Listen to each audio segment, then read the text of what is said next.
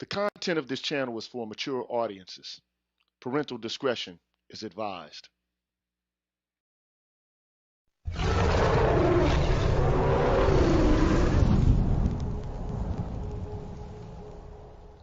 You're tuned in to the Green Gorilla channel. Please make sure to like the video, subscribe to the channel, and hit the bell notification button. And please, feel free to share the video. Thank you.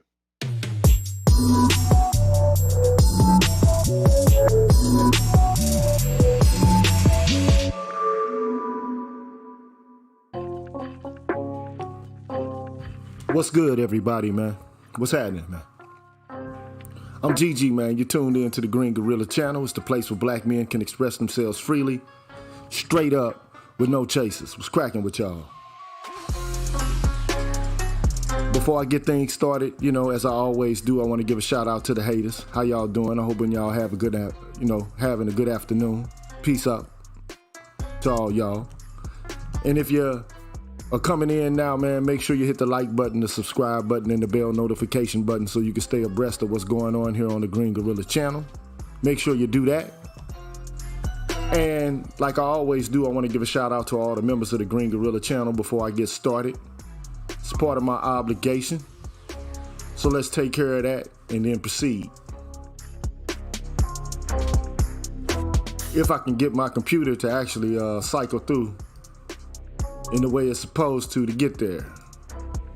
Right now I seem to be having some technical difficulties. But anyway, on the Patreon side, I want to give a shout out to J Live, Rashawn Phillips, Keith Bass Jr., Nick, Malcolm Smith, Rock One, Albert C., Dr. Ben Vincent, I Am the Light of My Father, Waffle Weave, William Joyner, Tyrone Hampton, Darnell Smith, Excalibur, Anu 219, Pursuer Prisoner, and Taz. Also, Dragon 59, Adrian Hicks, J. Bailey, Mr. Michi, Momal, and the Sangwa. Big up to y'all, man. Shout out to y'all, man.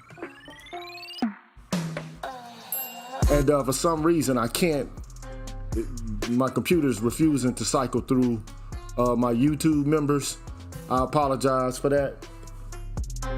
I am going to do it on another computer here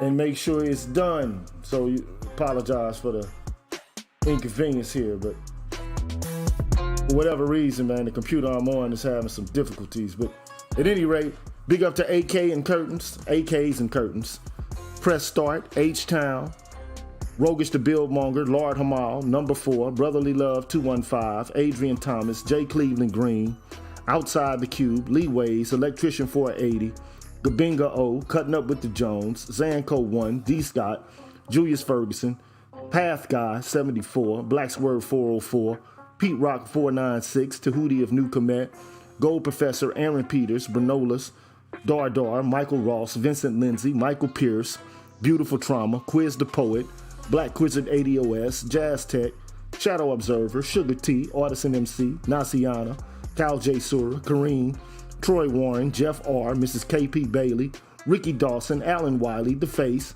Mantis on Break, Life of Commerce, Truth 7360, Marvin Evans, A. Wilson's Ghost, Timothy Blewett, Jeffrey Speed, Marvin Battle Jr., Mark Holt, John J., Afro Troop TV, Adam, BGS Ibmore, Ignatz Mouse, Brian Peaks, Papa Dida, Scott Haywood, Black Uru Strikes, Dr. Tree 33, Leroy Honeycutt, Super Tech, 77 Base X, Brian McMurray, Karan S., Anthony Davis, Seven Coats Dojo, Charles Rogers, Rick Ross, Sandra Jean, Charles Gilmore, Patricia Colley, Greg Barry Little, Mr. Valentino, Jason Hales, Black Men Being Brutally Honest, Cameron 87, Dr. Rock, Mark Swift, Odd Collar, Donald Watts, Coach Hotep, Old Soul Chief, Mr. Blue Collar, I'm Just Jules, TD Hip Hop Media, Drew Main, Mr. Heat, Sir Anthony, MLR, Universal 178, Rasheed Barnes, DH, and C Truth the Revelator.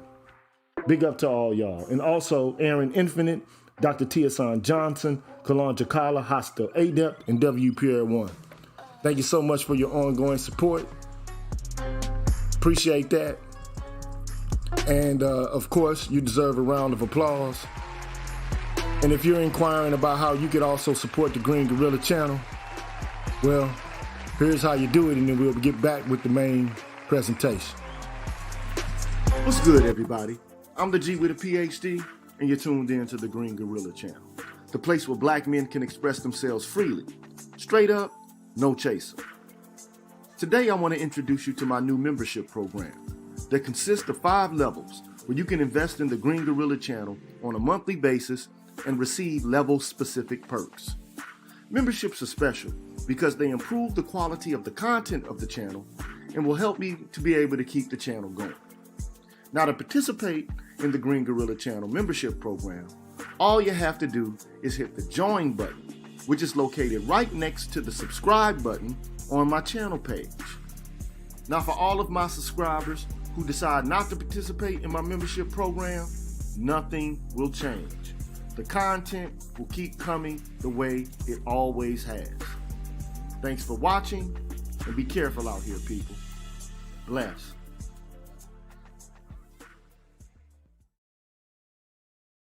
All right, man, we back. I'm GG, of course. You tuned in to the Green Gorilla channel. You know, I'm usually don't do anything on a Saturday, but I decided to do something today.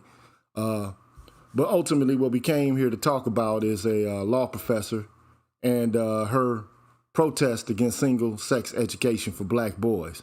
Now, I want to foreground this conversation by first alluding to or pointing out the founding father or one of the primary architects of critical race theory. His name is Derek Bell. And if you don't know who Derek Bell is, I'll give you a brief introduction to who he is. I'm going to share the screen. Put the Chrome tab up, the man behind critical race theory. Hope you can see this here. The man behind critical race theory, Derek Bell, okay? So there he is. And as it states, the subtitle, as an attorney, Derek Bell worked on many civil rights cases, but his doubts about their impact launched a groundbreaking school of thought. So I'm going to read maybe 3 paragraphs from this, and then, you know, I'll show a video in which Derek Bell basically discusses his dismay at the protest against single-sex education for black males, okay? And he only remarks on it briefly, but he laments this, and he's basically saying what we can do to remedy the situation of black boys is just basically perceived as unconstitutional by certain people, unfair, discrimination, even given the, you know, the dire consequences that a lot of black boys find themselves in this culture. So anyway, the article basically says that in the 80s, he handled civil rights cases. Then came the question of their impact. The town of Harmony, Mississippi, which owes its origins to a small number of formerly enslaved black people who bought land from former slaveholders after the Civil War, is nestled in Leake County, a perfectly square allotment in the center of the state. According to local lore, Harmony, which was previously called Galilee, was renamed in the early 1920s after a black resident who had contributed money to help build the town's school. Upon its completion, now let us live and work in harmony. Okay, this story perhaps explains why nearly 4 decades later, when a white school board closed the school, it was interpreted as an attack on the heart of the black community. The school was one in 5,000 public schools for black children in the South that the philanthropist Julius Rosenwald funded, beginning in 1912. Rosenwald's foundation provided the seed money, and community members constructed the building themselves by hand. By the 60s, many of the structures were decrepit, a reflection of the South's ongoing disregard for black education. Nonetheless, the Harmony School provided its students with a good education and was a point of pride in the community, which wanted it to remain open. In 1961, the battle sparked the founding of the local chapter of the NAACP. That year, Winston Hudson, the chapter's vice president, working with local black families, contacted various people in the civil rights movement and eventually spoke to Derek Bell, who was a young attorney with the NAACP Legal Defense and Educational Fund in New York City. Bell later wrote in the foreword to Hudson's memoir, Mississippi Harmony, that his colleagues had been astonished to learn that her purpose was to reopen the Rosenwald School. He said he told her, "Our crusade was not to save segregated schools, but to get rid of them." He added that if people in Harmony were interested in enforcing integration, the LDF, all right, as it is known, could help. The Legal Defense Fund. I assume that's what that actually stands for. So anyway, Hudson eventually accepted Bell's offer, and in '64, the LDF won. Hudson versus Leake County School Board.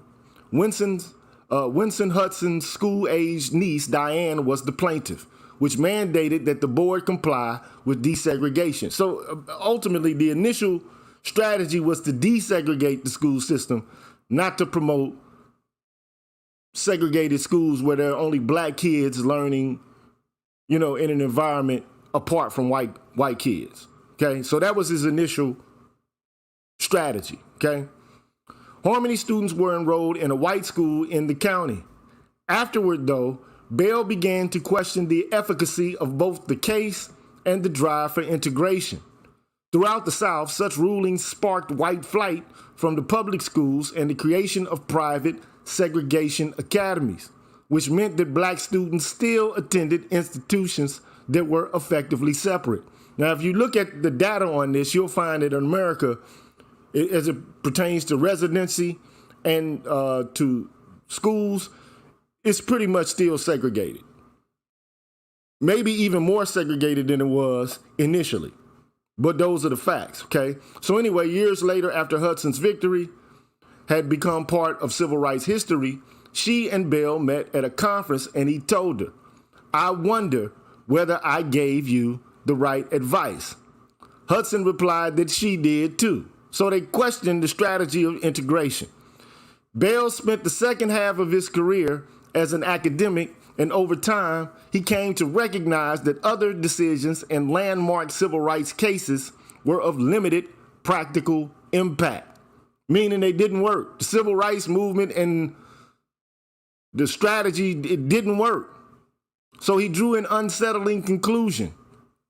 Racism is so deeply rooted in the makeup of American society that it has been able to reassert itself after each successive wave of reform aimed at eliminating it. Racism, he began to argue, is permanent. His ideas proved foundational to a body of thought that, in the 1980s, came to be known as critical race theory. After more than a quarter of a century, there is an extensive academic field of literature cataloging critical race theory's insights into the contradictions of anti-discrimination law and the complexities of legal advocacy for social justice. Okay, so, and then the article goes into how Republicans are now waging war against critical race theory because it's perceived as being discriminatory to white people. Go figure. But that's the start, okay? That's the start. That's the beginning, okay? And he's the founding father of critical race theory, and it's a question about the efficacy of civil rights legislation, okay? Now, what I want to do is show you a brief clip. It's about 5 minutes long. It's going to take a little minute to watch it. But here's what he has to say about racism, and then I'm going to leave off where he begins to talk about single-sex education for black boys. So peep it. Law professor Derek Bell is one of our movement's giants, one of our true heroes. About his Faces at the Bottom of the Well, The Permanence of Racism, published by Basic Books, historian Henry Louis Gates Jr. has said it is by turns energizing and infuriating. And Professor Gates is right on target when he notes that this is a book that readers will want to fling across the room or pore over with assiduous care. That a reader would be left indifferent, however, is unimaginable. Indeed, I dare say that nothing my guest could write or do or say would ever leave one indifferent, including his likely response to my asking right off what in the world he means by writing, "The challenge throughout has been to tell what I view as the truth about racism without causing disabling despair." What do you mean? It seems to me that both history, my experience, current events as we read them, all point to one conclusion about racism in this society. And that, Mr. Hefner, is that it is permanent. That it is an essential. It is not an aberration. It is not what most of us believed it was 30, 40 years ago. A pimple on an otherwise beautiful complexion of America as a place of freedom and equality for all. We all believed that at one time. That was the Gunnar Myrdal report, the huge study of racial discrimination in the 40s, and we all accepted that. As a litigator, I acted on that belief, and I think, though, that even though it means tearing down in a way much of what I've done, much of what others have done, that we have to, on the tatters of what we thought would be a wonderful edifice, in the ruins, we have to see what there is to be seen. And that leads me to that conclusion. Yes, but how can you use the phrase without despair? Because what you're saying inevitably leads to despair, and inevitably is an interesting word because you seem to have adopted a determinism here that cuts out room for anything other than despair. Well, I certainly have to acknowledge it, the temptation to despair that this leads, because it's so different from that we have followed and believed. The fact is, though, that to continue on with those beliefs leads to a more definite despair. Moreover, it does not provide any insight on where we should go from here. I think that there is something that has that stuff of revival about truth. The truth of individuals who learn that they have terminal cancer, let us say, if we put it on an individual basis. For some, they jump out the window. For many others, though, after they get themselves together, they live, in whatever time they have, more purposeful lives. Why? Because they have gotten beyond that afflicts us all at one level or another, which is the belief that, well, death is something that happens to somebody else, but it's not going to happen to me. And we live our lives often enough as though we're going to be here permanently and waste an awful lot of our lives. I think that there's a similar situation with regard to our commitment to racial equality. But black and white and yellow and whatever other color you can think of will be here permanently. So the metaphor you use there is, it seems to me, one that is lacking, because you're quite correct. You deal with the reality of your coming death. I must, you must, one who has cancer today must. But you know that there is an end to it. Are you suggesting that there is an end to, a deadly end to the relations between the races? I think that the analogy, as you're pointing out, is not a perfect one.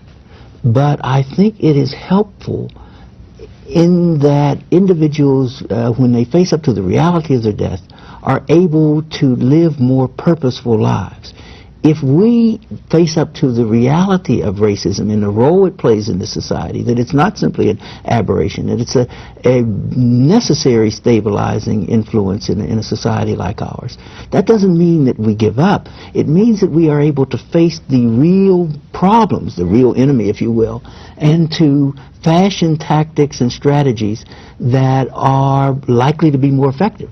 Not guaranteed, not likely even to bring about the kind of era we thought about when we sang "We Shall Overcome," but likely to be a more meaningful, lead to more meaningful endeavor than we're now engaged in. So, I mean, to begin with, he's basically saying, look, just like a terminal cancer patient,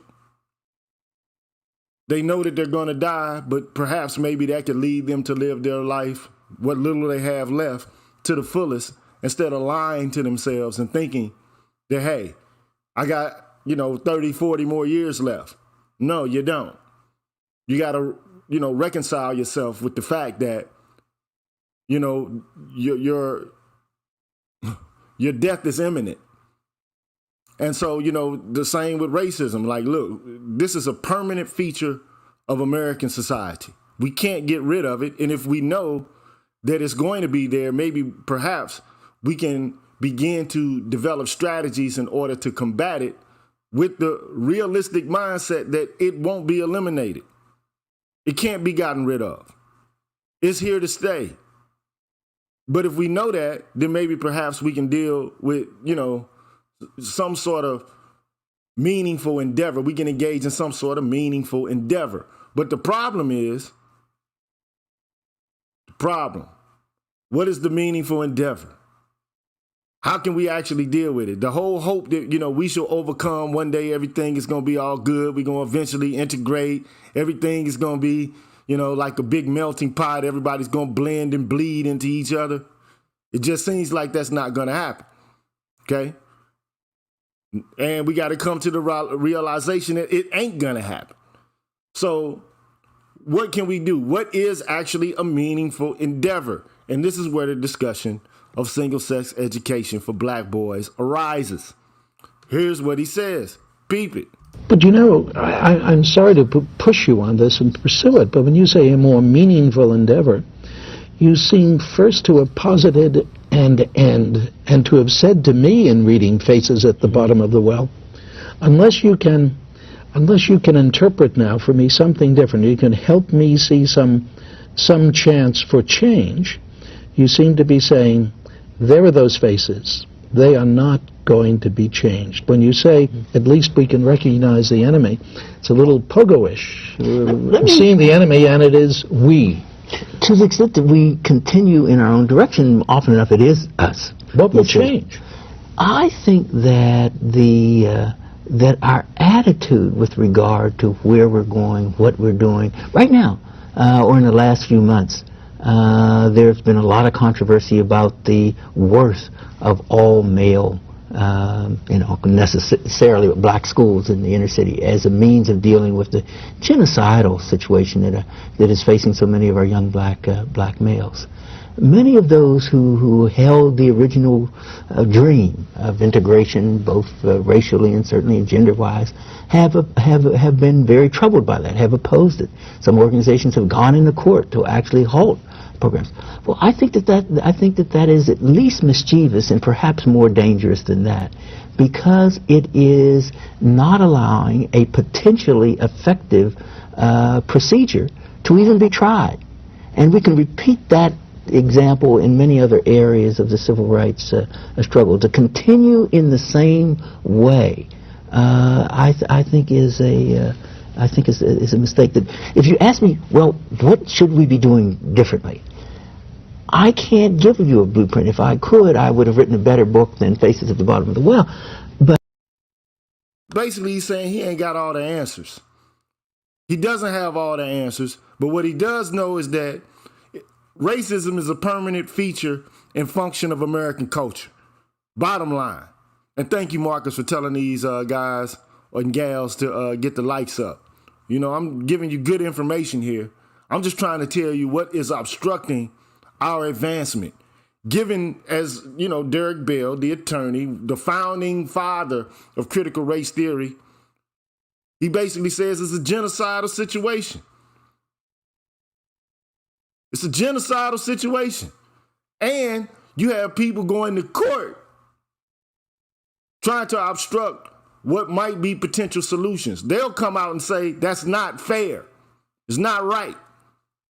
It's unfair to black girls. And so on and so forth, man. I mean, now, like the civil rights legislation that he's critiquing, for the most part, I told you before, it's been hijacked by feminists and gender theorists. Many of them white, not to say all of them are white, but many of them are white. And they've never gone through genocide. They've never gone through slavery.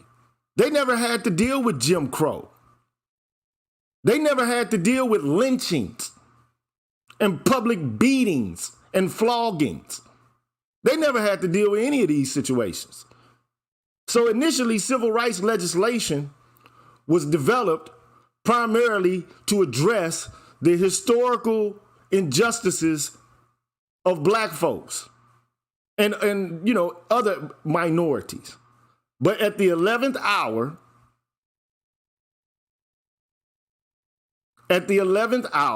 and look, Ted Gunderson, bro, I'm not about to get into a debate over what the fuck Thomas Sowell said, because I'm tired of niggas doing this shit.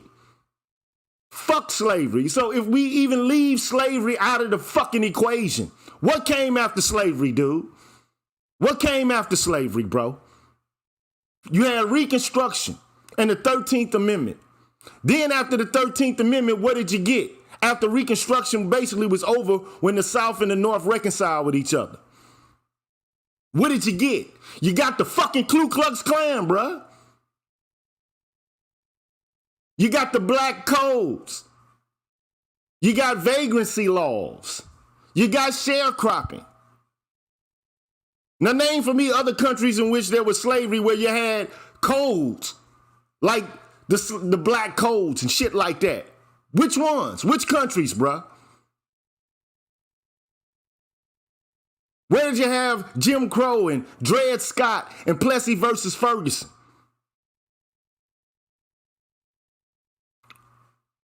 Come on, bruh. Maybe South Africa. That's it. And we can talk about, and I've said this before on my show, slavery has never been the same qualitatively like it was in the United States. Even in Rome, like all you got to do is read David Walker's appeal. Go read the document, and it'll detail the different qualitative status of slaves in various cultures. In Rome, you had slaves, but many of these slaves were teachers and educators who had some sort of recourse to the law.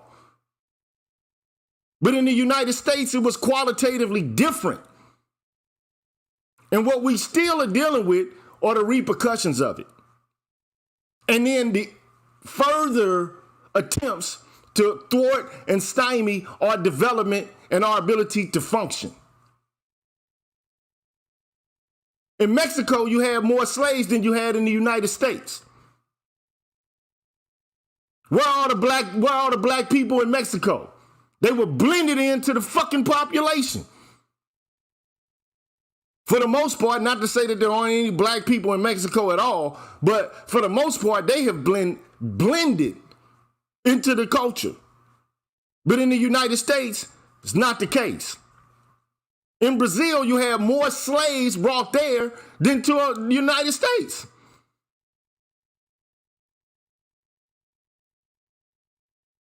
So all this shit, well, slavery happened everywhere. Man, fuck all that. We talking about the continuation of legal and institutional practices that thwart and stymie our development and our ability to function, to flourish, and to thrive. That's what I'm talking about. So even if we start after slavery, what happened after that? Even if we start after slavery, we see injustices and attempts to stymie us and to keep us in perpetual bondage and to keep us in this fucked up situation. So I'm not buying the argument about Thomas Sowell and slavery. Fuck all that. I'm not buying that, man. Let me give some appreciation to some people, man. So Keenan, big up to you. He says racism in the system was put into to be either direct action or background action, relying on greed to keep gatekeepers locking the gate in part. True indeed, Keenan. Shout out to Sir Anthony. Appreciate your support. And also shout out to Kareem Austin. Okay? I'm tired of this bullshit ass conservative talking point that, everybody was enslaved and, everybody been through this situation. I'm sick of hearing that bullshit, man. We still dealing with intense efforts to marginalize us and to keep us out of being full participants in this country. Not to mention, like one of the brothers said in the chat, redlining, restrictive covenants. denial of being able to receive FHA loans. See, everybody talks about how we want a handout. But white people ain't turned down no fucking handouts. They didn't turn down the Homestead Act, did they? I don't hear none of you niggas basically saying, well, white people shouldn't have took fucking the Homestead Act. I don't hear none of y'all niggas saying that.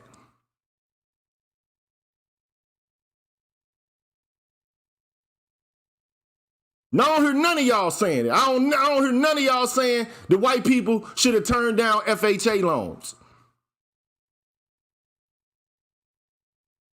I don't hear none of y'all saying that.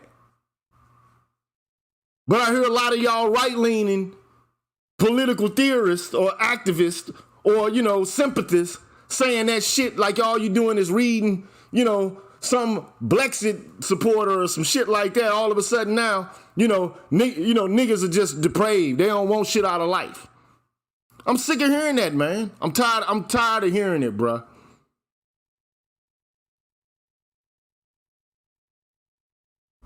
That shit gets my blood to boiling. I ain't gonna even lie, man. I'm not kidding, bruh.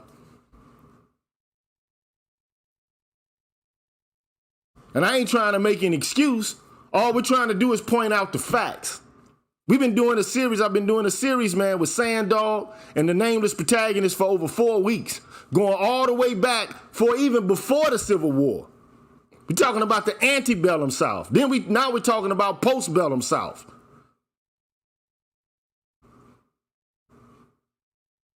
And you talk about castration. You act like black slaves wasn't castrated in the South. It's fucking ridiculous, man. What you think happened to people like George Washington Carver? How many black men been castrated, lynched and castrated? And we got to sit here and have these conversations in 2022 and 23.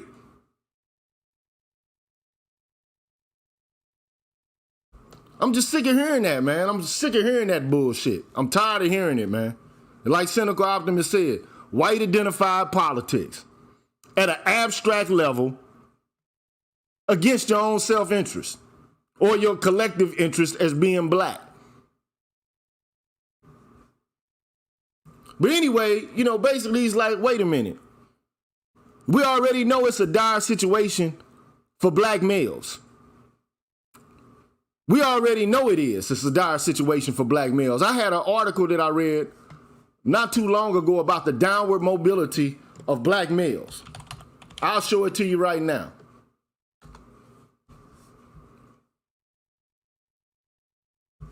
I'll show it to you right now. So let me get rid of this. I'm going to remove this and present the other information, man. Share the screen. Chrome tab. I read this maybe a month and a half ago. Black boys raised in America, even in the wealthiest families, still earn less as adults than white boys with similar backgrounds. That's according to a new study from the Equality of Opportunity Project, which looked at U.S. Census data to study the lives of 20 million children. And it's a very short article. A new analysis of census data on 20 million children and their parents offers this sobering fact. Black boys are the least likely of any group to climb out of poverty and the most likely to fall into it. That's true if they're born poor or wealthy. Don't matter if you come from one of them good ass homes you're talking about trying to build a legacy with a so-called submissive woman or whatever the fuck y'all be talking about. Nathaniel Henderson has two big takeaways when it comes to the economic outcomes of black boys versus white boys. First, we see very sharp disparities in upward mobility. Then second, we see very big disparities also in downward mobility. Hendren is an economics professor at Harvard. He co-authored the Race and Economic Opportunity Study with Raj Chetty of the Equality of Opportunity Project.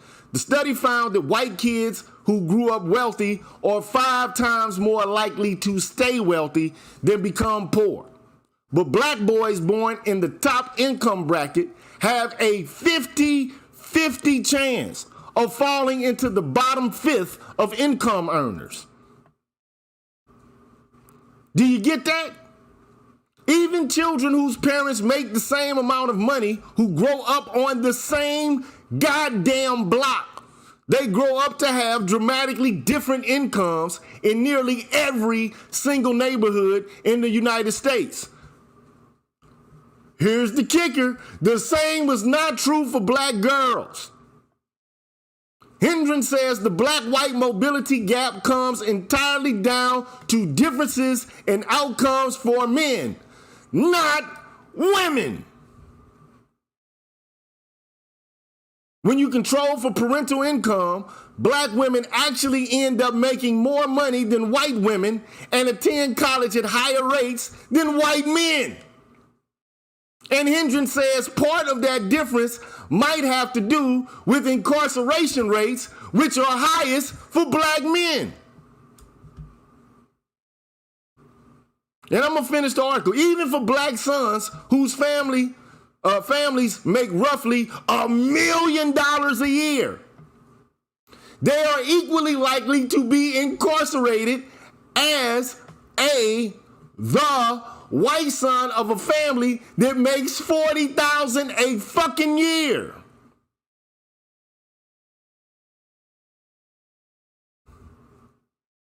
The study also looked at economic outcomes for other groups in the U.S. from generation to generation. Latinos are getting closer to earning the same as white people. Asian Americans have about the same mobility levels as whites. Native Americans have the second lowest rates of upward mobility after African Americans. And for black boys, there are 2 things that seem to make a big difference. One, it's better to grow up in neighborhoods where a lot of black men live. And 2, outcomes are worse in neighborhoods with a lot of racial bias.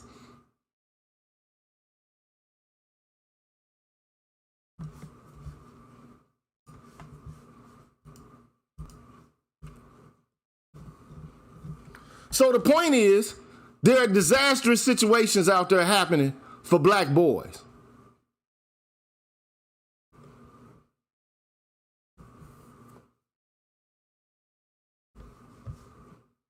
Let me give a shout out to Miss Sunkiss. She says, what say you if the argument that your generation didn't experience it, so it isn't a factor for you now?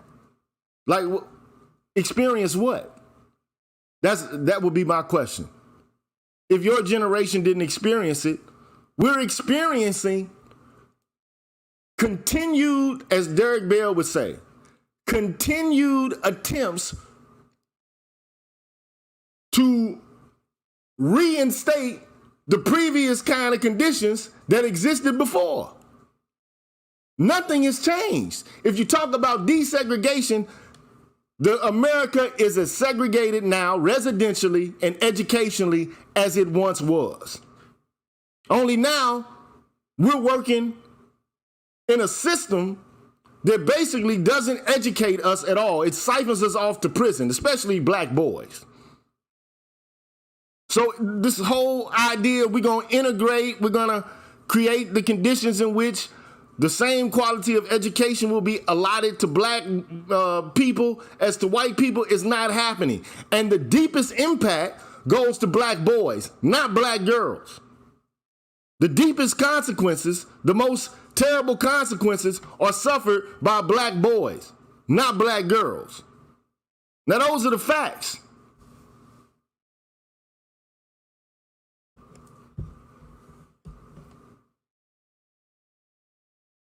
So this idea that we're not experiencing it, look, we're still experiencing it.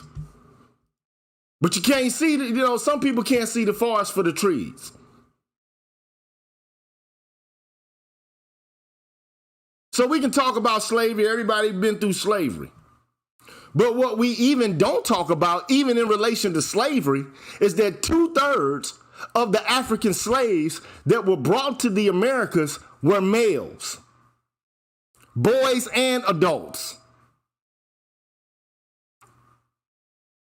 And then what's left out of the equation a lot of times is Jim Crow, which only ended in the middle of the 20th century. That's when the shit ended, so to speak, de facto.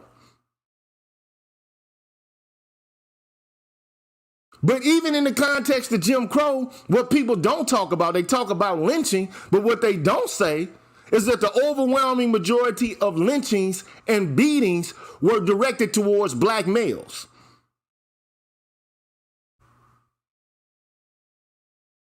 Now, some people say that, racism is not really all that impactful. We need to get past it,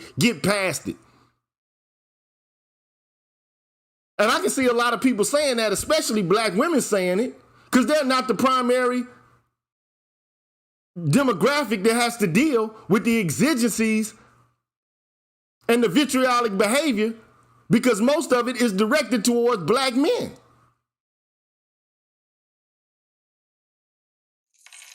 Because racism itself, particularly in the United States, is primarily a form of anti-black misandry. We've detailed this ad nauseum.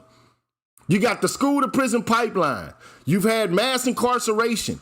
You got the targeting by police for violence and extrajudicial killings of black men. You got downward mobility despite family background. You have negative media representation, such as thugs, brutes, and savages. You have a wealth gap, which is largely a product of the failure of America to interpolate black males into the social body in a healthy and in a sincere way. But what do we get? What's the response to this?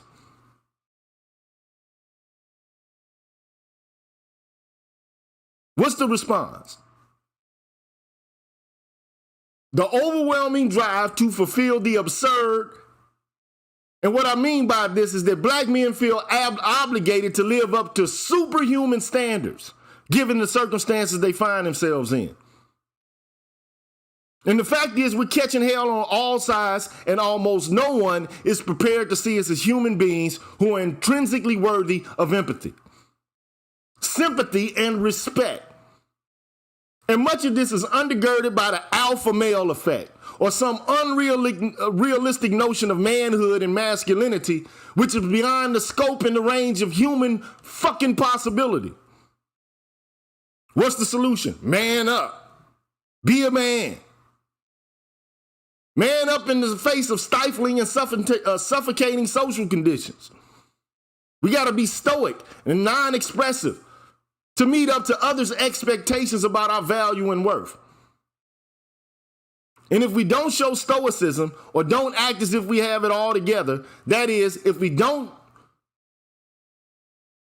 display the alpha male attitude, if we show any signs of vulnerability, and it's statistically and empirically a fact, we are vulnerable. We get called betas, pussies, lames, punks, bitch ass niggas, and whiners. And as soon as we engage in self-expression or give voice to our desires, our politics, or our problems, we get typecast as problematic and pathological. Black men do it, black women do it, white people do it. It's time for it to stop.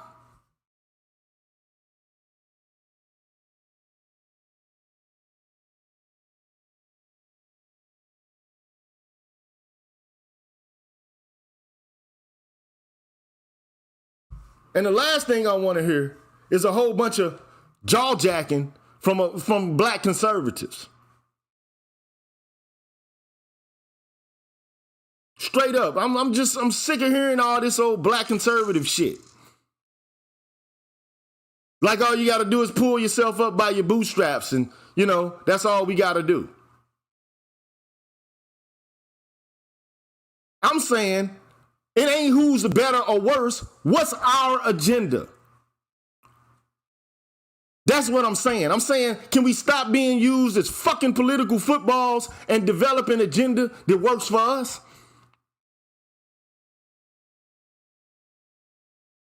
What's the quality? What quality of life changes do you experience under either a Democratic or fucking Republican president, vice president, governor, mayor, whatever? What's the fucking difference?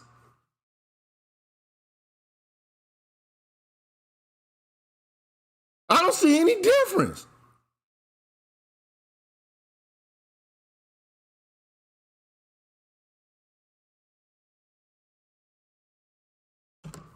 Man, and Chukwe, I understand what you're saying, but I believe that human beings can change the world. If you don't think you can change the world, and you basically don't think you can affect any change at all, like even like Derek Bell understands, look, we can't get rid of racism, but we can develop tactics to mitigate it. But the idea that human beings can't change the world, that's all we do. That's what the human condition requires to change the world.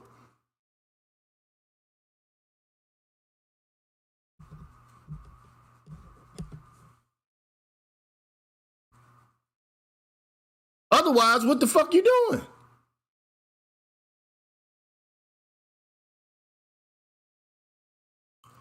I'm not here to, to have some defeatist attitude. We're talking about systems, institutions, policies, and laws. That's what we're having a discussion about. You can talk about your own individual success.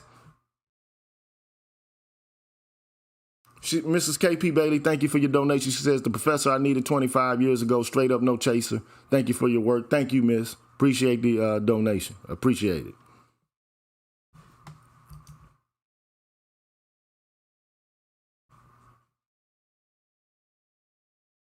I'm just tired of Horatio Alger bullshit. Because white people they didn't fucking have to deal with it. When in the 30s, when the Great Depression hit, what the fuck did they get?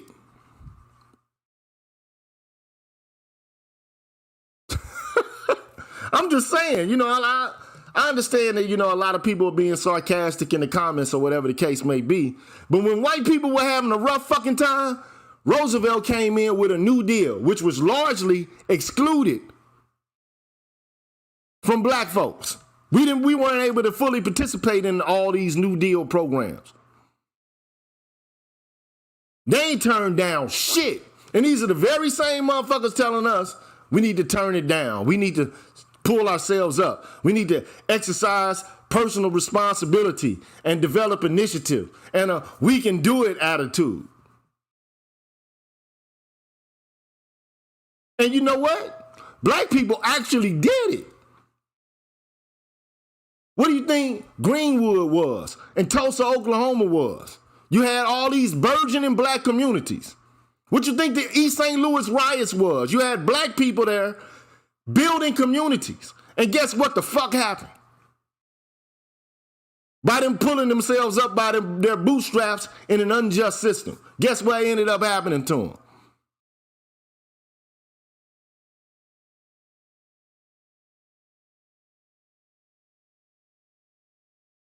They got burnt the fuck down.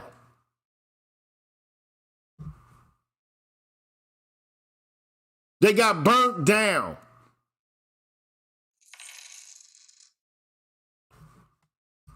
Yeah, Dr. Johnson, tell these people, man, get the likes up, man. I don't even know how many people are watching because I can't see. Or how many people are liking or not liking. I'm not even, keeping tabs on this bullshit. I'm hated. It is what it is. I don't have no problem with being hated.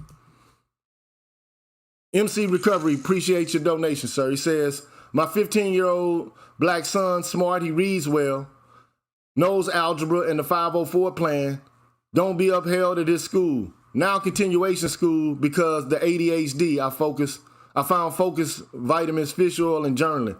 Yeah, also a lot of black boys are getting put into, the ADHD track or whatever the case may be. But the reality is that males learn differently than girls. Girls sit still and follow orders.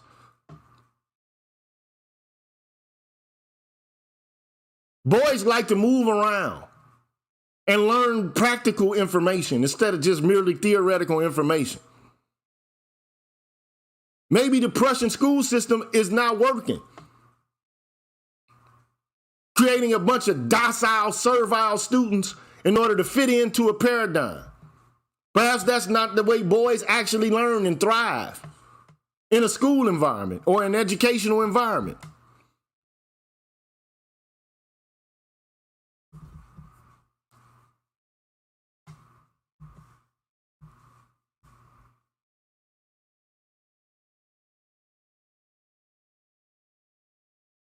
But at any rate, again, look at what Derek Bell has to say. That often enough it is us. What will change? I think that that our attitude with regard to where we're going, what we're doing, right now, or in the last few months, there's been a lot of controversy about the worth of all male, necessarily with black schools in the inner city as a means of dealing with the genocidal situation that is facing so many of our young black males. Many of those who held the original dream of integration, both racially and certainly gender-wise, have been very troubled by that, have opposed it. Some organizations have gone into court to actually halt programs. Well, I think that is at least mischievous and perhaps more dangerous than that, because it is not allowing a potentially effective procedure to even be tried. That's the problem. We can't even try it to see if it'll work to ameliorate our condition. We can't even try. We can't even propose it as a solution, because there's a cadre of thinkers, law professors, feminist activists who will come in and try to stymie and block it. One such person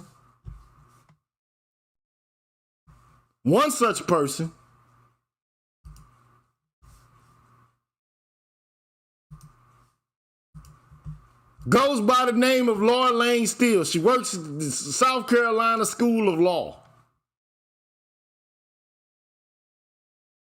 I'm not going to go deep into her shit, but it's apparent to me that she's a gender theorist. And she's queer. Now, I don't give a fuck whether she's queer or not. I don't think that should be a means by which to discriminate against persons or whatever the case may be. Whatever you like to do in the bedroom, if you like it, I love it. However, she is one of the objectors. This white woman or white man, I don't know how they present or what their pronouns are. But like Derek Bell said, the founder of critical race theory basically says we can't even try to impact the condition of black males, which we already know that it's us who are getting pistol whipping this culture. It's us, our demographic, that suffers the brunt of racism, which is primarily an anti-black misandrist phenomena.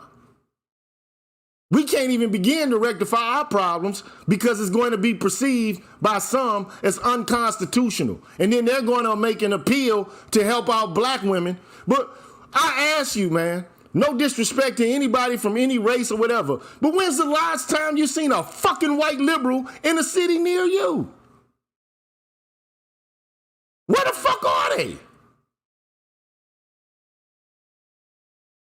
I came from a hood in St. Louis where she went to fucking school as an undergraduate. I ain't see her ass in the motherfucking north side St. Louis. None of when I was there. I've been there all my life. I ain't never seen no motherfucking white people in Northside St. Louis except for service persons coming to fix some electricity, some plumbing, or to do some damn work, some structural roofing work. After that, they're out, they gone. Skedaddle, they out.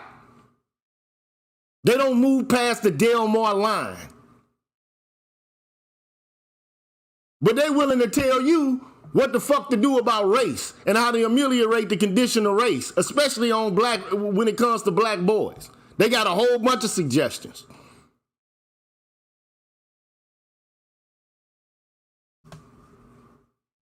There you go.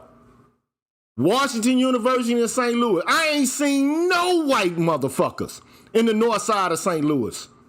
Period. And I know her ass wasn't there either.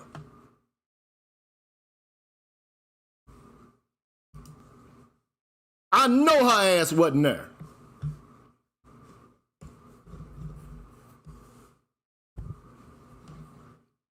So what I want to present to you is what she says about, and she's not the only person that does this, man. But it's indicative of the kind of efforts that will, white folks will go through, and then their sympathizers or whatever, to obstruct or to basically object to any attempt to ameliorate the condition of black boys. The first thing they'll say is it's unfair to girls. And they'll start making all these arguments in behalf of black women and shit like that, who aren't even suffering to the same degree empirically as black boys.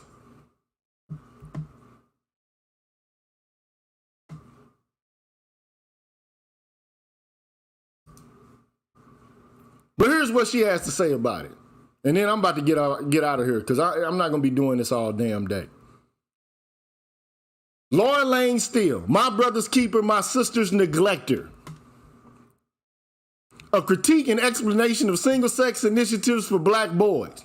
It's a white queer woman basically saying, fuck y'all niggas, y'all don't need no damn single-sex education.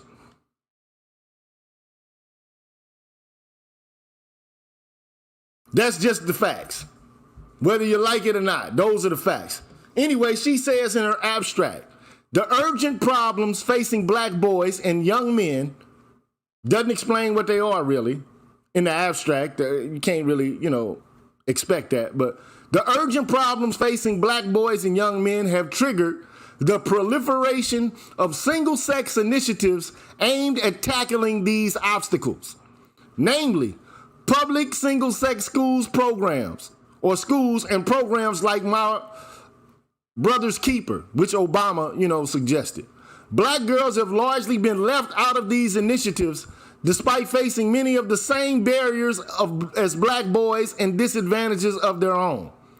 Which ones? That's my question. What? Black girls have largely been left out of these initiatives despite facing many of the same barriers. Are they really actually facing the same barriers? Are they being incarcerated to the same degree? Are they homeless to the same degree?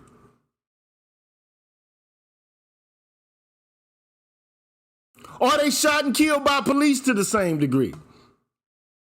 Do they suffer the same educational outcomes to the same degree? Are they suspended as much as black boys? Do they have the same reading levels as black boys? I just read to you. I'll read it again. Let me stop here.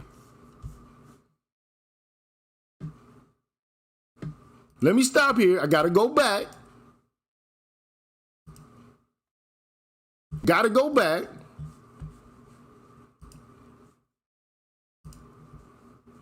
Share the screen. Black boys are most likely to be stuck in a cycle of poverty.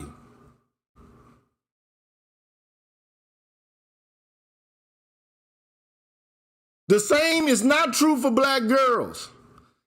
Hendren says the black-white mobility gap comes entirely down to differences in outcome for men, not women. When you control for parental income, black women actually end up making more money than white women and attend college at higher rates than white men. And Hendren says part of the difference might have to do with incarceration rates, which are highest for black men.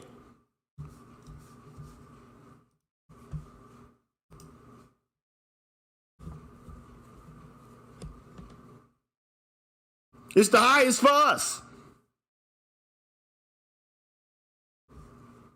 So any attempt to remedy it, the first thing that'll be said is, well, black girls are facing the same problems. No, they're fucking not. They're not. That's a lie. It's a goddamn lie.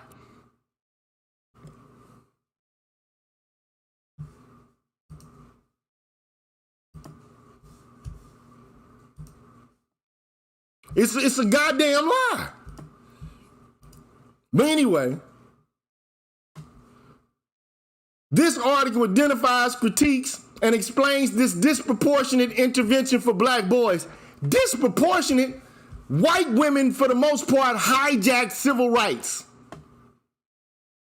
At the 11th hour, Howard Smith, at the behest of feminist organizations, the National Organization of Women and Betty Friedan and that crowd, they came in and basically took the shit over. The shit that was intended for black folks went to white women, man. It's just the fucking facts. I'm not about to sugarcoat this shit and play around with it.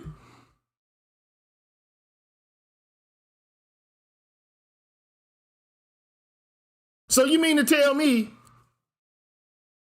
that black girls are doing worse off than black boys when it comes to education? That they less upwardly mobile than black boys? That they get incarcerated the same? That they get siphoned off to suspension and expulsion the same? That they get shot and fucking killed the same? No.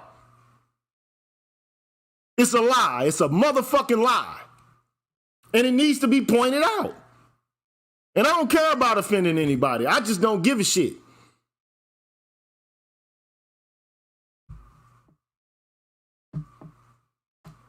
Basically, she says that there's a disproportionate intervention for black boys. But y'all already intervened. You already are interlopers. You already hijacked the fucking Title VII. You hijacked it and appropriated it for your goddamn selves. Is what you did. And women, no matter their race, are able to, no matter what the fuck their sexual preference is, they're able to utilize a pathway that you carved out to basically squeeze in as much as you can. And the reality is, white women, just like white men, were colonial settlers. They were slave owners. During the Jim Crow era, they were members of the fucking Ku Klux Klan, the Daughters of the Confederacy. They were stark segregationists in opposition to desegregation. And now all of a sudden, they declare themselves to be a minority group. Now they the champions for women all over the goddamn world, even though they used to own black male slaves. But they trying to smash the patriarchy and shit.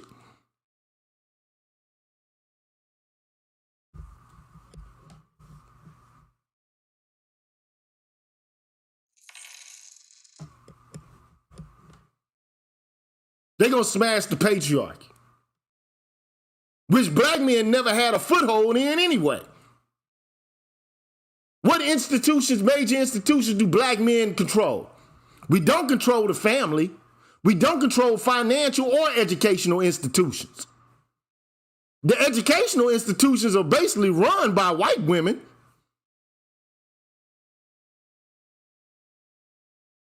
They dominate the professorships and the student enrollment. Bottom fucking line.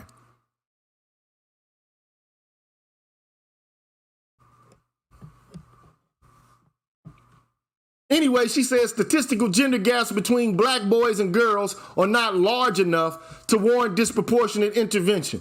What?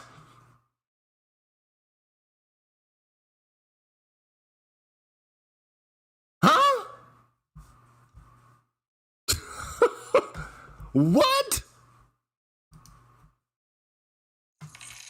If I gotta go back to the article again, I'll go back. But basically, the new research is out. With scholars that basically went to the same school where you got your fucking JD from. And they're telling you, look, the Equality of Opportunity Project found that black boys are on a downwardly mobile track where black girls are not. So all the shit about there's no statistical difference between black women and black boys, that's a fucking lie.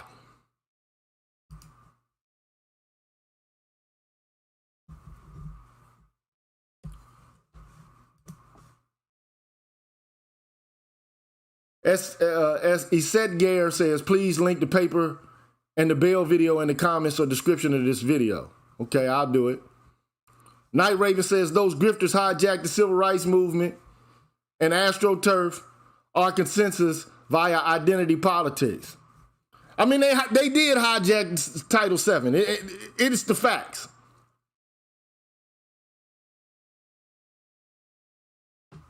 The primary beneficiaries of civil rights legislation are women, particularly white women.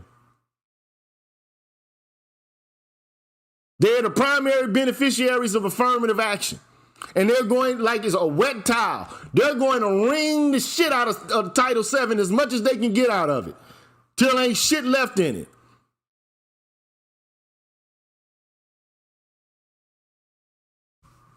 Till there's nothing left. Let me put this, before I forget, Laura Lane Steele.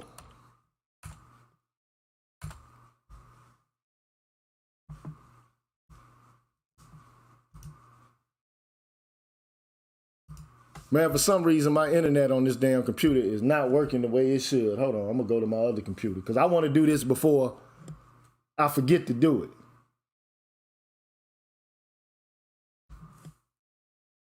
Anyway, for some reason, man, I'm having issues with the internet. So while I'm already on, I may as well just keep going as I am. I'll put that stuff in the link later on. But her name is Laura Lane Steele. All you got to do is a basic search of her name and you'll find a link to her article. You'll be able to find the link. Anyway, so number 2, she says statistical gender gaps between black girls and boys are not large enough to warrant disproportionate intervention. And these initiatives have great potential to reify destructive aspects of dominant black masculinity. What the fuck is that? Destructive aspects of dominant black masculinity? What the fuck is that?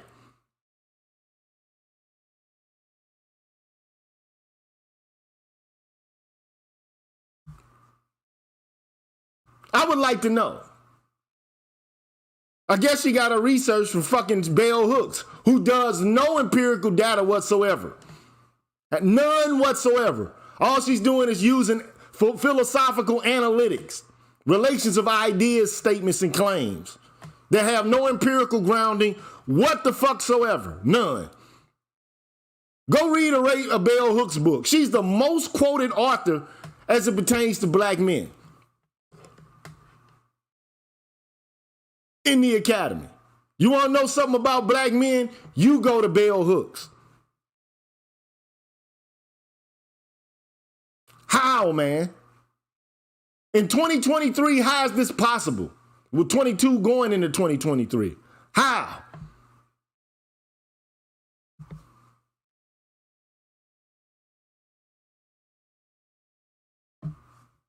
It then employs critical race theory.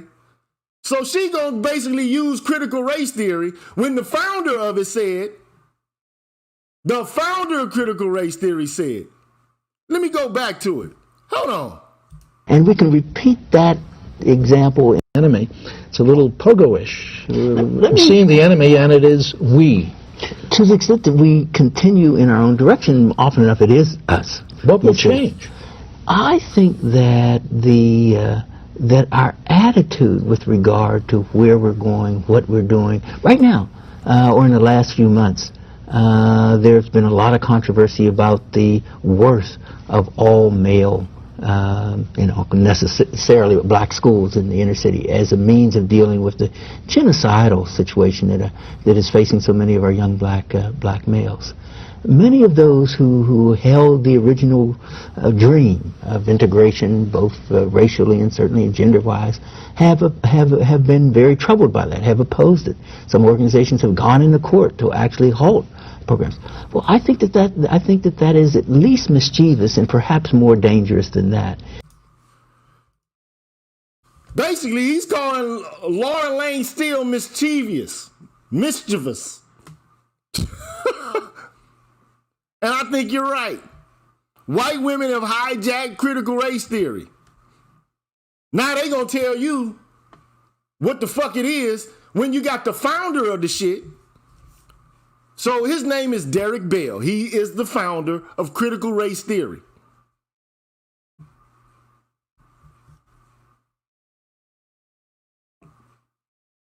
Who's saying now you got people jumping out of the woodworks using Title VII and shit like that and Title IX to say they're helping black boys in the dismal situation that they're in when they done hijacked civil rights legislation to fucking begin with. Don't do shit for these niggas. Don't do nothing for them. Fuck them. Build some prisons, goddammit.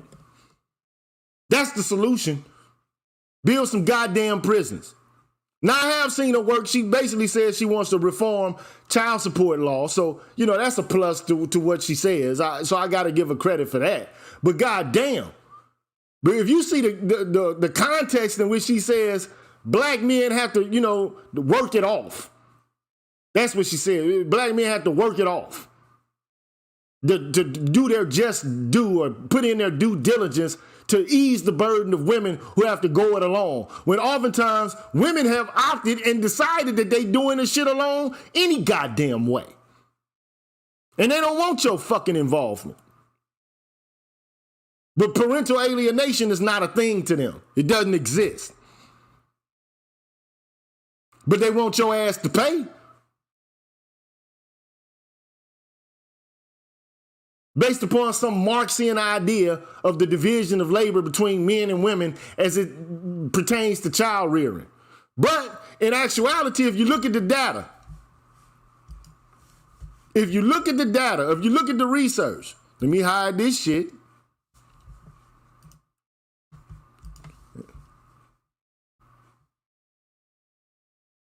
Let me hide that.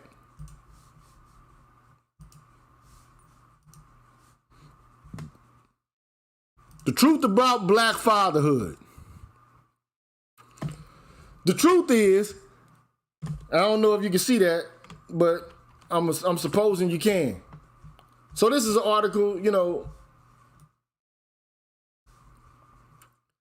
that it's basically, kind of reporting on studies that have been done. But we cannot equate the number of unmarried dads to the number of fatherless children. First of all, marriage rates don't necessarily reflect the number of black fathers living with their children. The majority of black dads, 2.5 million of around 4.2, do live with their kids, even if they're not married to their partner. So over half of the black fathers that are out here actually live with their kids. Second of all, according to a 2013 report by the CDC, black dads, whether they live with their children or not, are more actively involved in their children's lives than their counterparts of other races. So the whole idea that black fathers, we need to stop the deadbeat shit, stop it, bruh. Because when it comes down to it, black fathers are more involved in their children's lives and perform more labor for their children than whites, Asians, and Hispanics.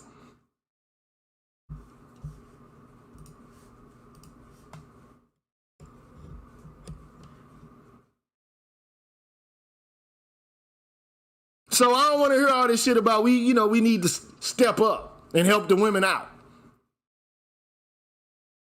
We helping more than any other goddamn race to the rearance and the development of our children. Despite the narratives that we ain't doing shit. We just some deadbeats and shit.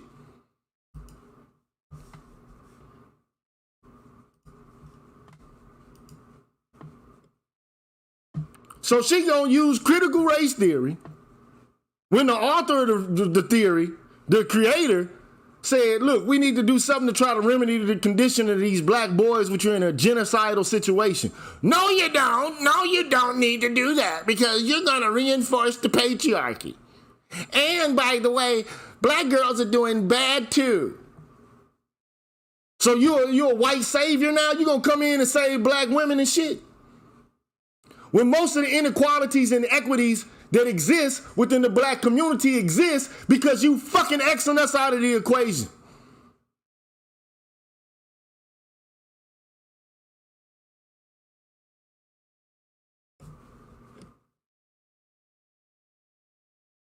So then she says she's going to employ critical race theory to explain how this current disproportionate intervention is part of a historically based discourse that prioritizes black men's needs over black women's. Cast black men as privileged victims of racism. What the fuck is a goddamn privileged victim of fucking racism, man? What the fuck does that mean? How can you be a fucking privileged victim, man? You mean the worst victim? Now you talking about, because we basically getting shot and killed the most, incarcerated the most, subjected to homelessness the most. Now we some fucking privileged victims? What type of white chicken Betty Crocker bullshit is this?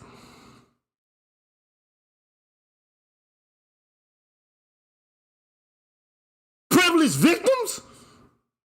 They take your fucking oppression and turn it into privilege, man. That's the devil at work, bruh. That's the devil at work. Fuck that.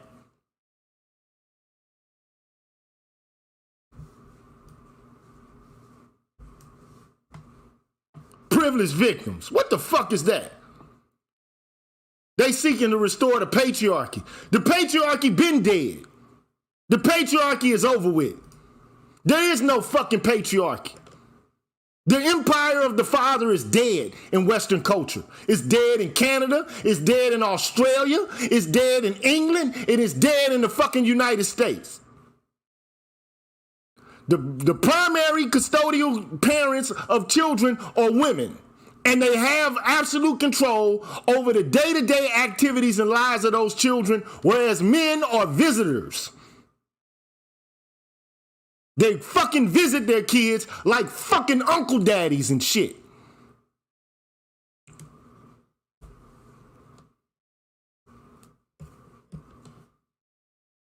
This boils my fucking blood, bro. Like you know what the fuck black women's needs are with your white ass. You don't even fuck with a man. You fuck with women.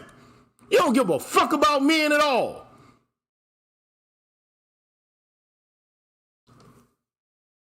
I guess you perform masculinity, though.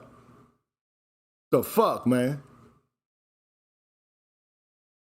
This disproportionate intervention is part of a historically based discourse that prioritizes black men's needs over black women's, casts black men as privileged victims of racism, and seeks to restore patriarchy in the black community. You mean father involvement? That's the patriarchy, right?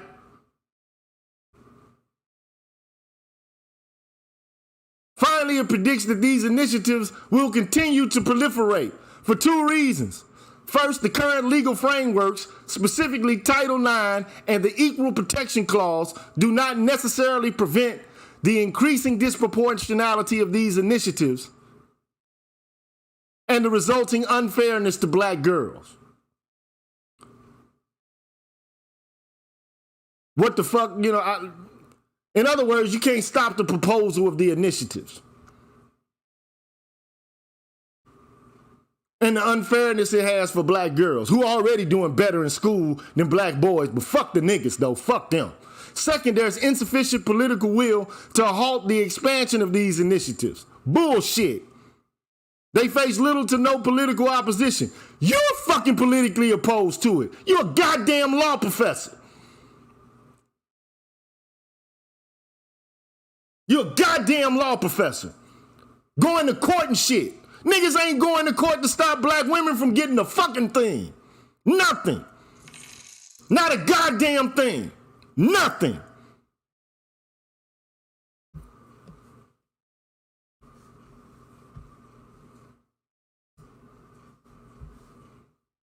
Nothing. Nada. Not a fucking single initiative created for black women. Do you hear black men saying we need to go to court? That's unjust. That's unconstitutional or some shit like that. Shout out to Shocks112. He says, well, if father involvement, protection, and provisioning is patriarchy, you goddamn right.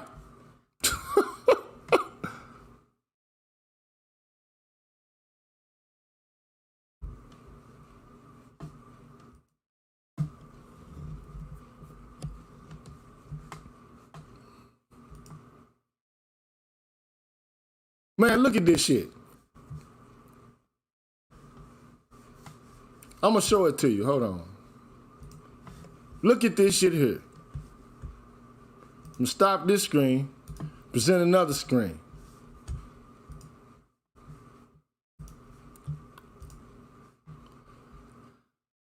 You see this shit? Guaranteed income program launched in Georgia to give $850 per month to more than 600 black women. You see it? You heard about it. The program was announced by the Georgia Resilience and Opportunity Fund. In her hands. You heard any men coming up, stepping up and saying, that's unconstitutional. It ain't fair.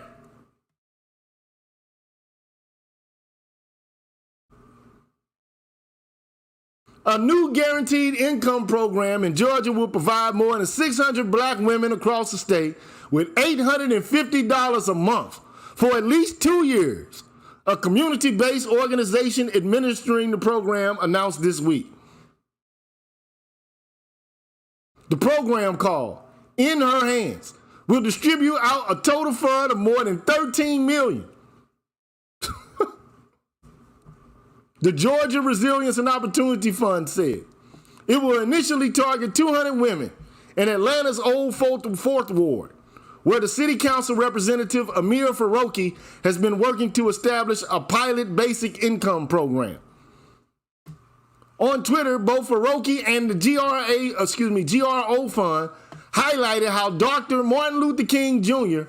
had once called for a guaranteed income. This initiative designed with resident input will transform lives and help us understand the personal and policy benefits of income stability for our most vulnerable. We'll look at mental health outcomes and employment and career choices, among others. In Our Hands will not only provide greater economic stability for program participants, but will generate much needed learnings on policies to advance an economy of shared prosperity. The monthly income will be no strings attached. So you can spend it however the fuck you want. Now, this is not a big handout, really.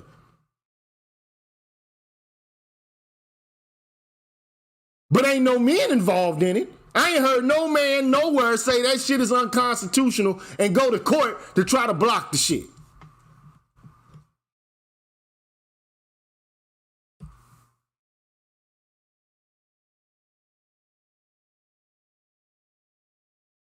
I ain't heard no man nowhere say that shit is unconstitutional and to try to block it.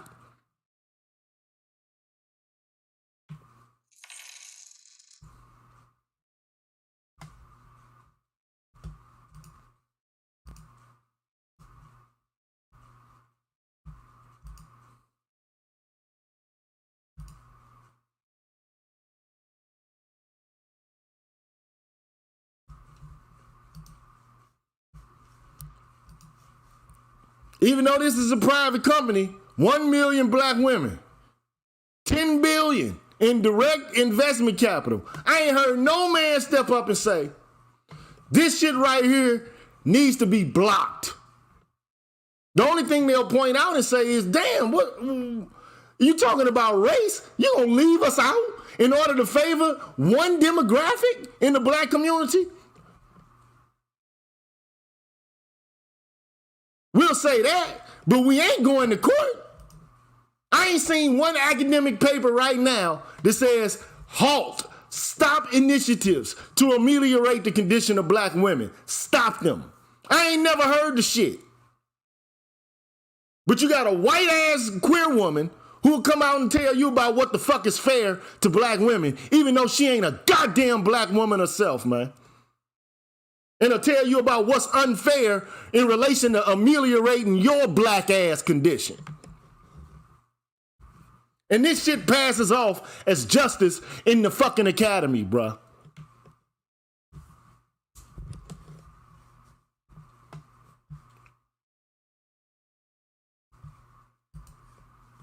Thank you, Shocks112 again. He says, in 2005, the National Center for Education Statistics reviewed 2,221 studies on the efficacy of single-sex schools, then complains about programs during Obama era. There's something off about her method. Look, all I can say is, all they're going to do is continue to come out the woodworks and try to block and stymie and thwart everything that's going to give us some fucking relief.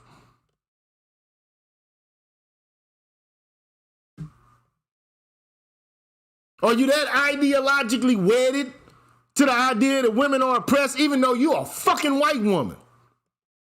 You ain't got to deal with nigger problems. You ain't never had to deal with no nigger problems.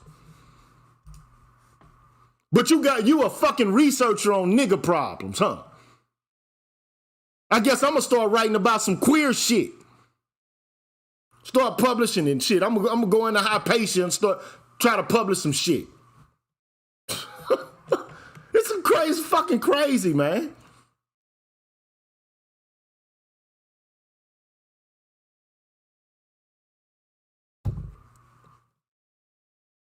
It's crazy to me. I'm gonna start writing on some queer shit. Fuck it. Hey man, I'm gonna say that shit is unfair. It's unjustifiable then. Fuck it. But this is what we dealing with.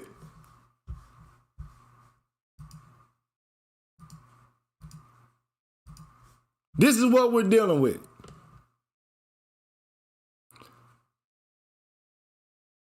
We live in a culture where people's commitment to identity politics and ideology outweighs the empirical facts of black life. They don't give a fuck about black life for real. They are wedded and married to their analysis based on philosophical precepts.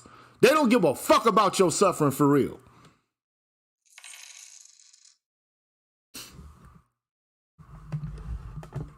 And the Democratic Party is at the head of this shit right now.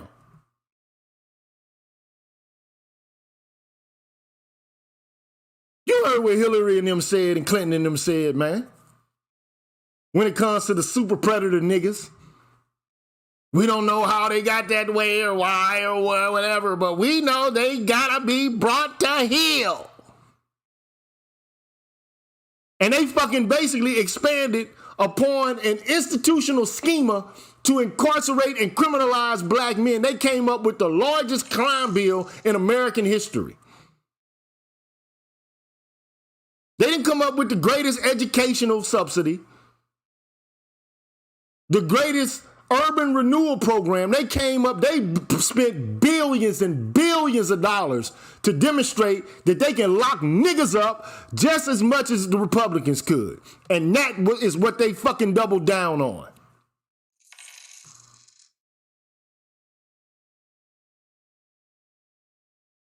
The founder of critical race theory says, hey man, we can't even explore options and solutions to determine in a pragmatic and scientific way if they work or not, because you got a bunch of motherfucking privileged ass white women and shit talking about the patriarchy. And they ain't got to deal with no nigger problems. They ain't never had to deal with no nigger issues. Never.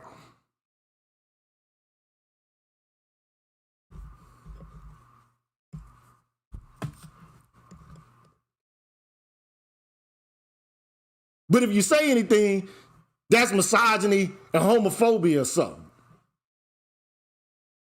They can talk about your black ass and talk about the patriarchy, but if you say anything to them about their white ass because they gay or something, then all of a sudden, now you're a misogynist homophobe.